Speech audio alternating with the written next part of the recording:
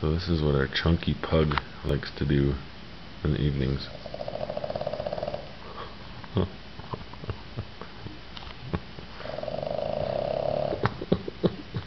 Apparently we tired him out when we were at the river. Now he's having a little bit of trouble breathing. We don't know if he'll wake up or not. He's officially sawing logs. Oh yeah.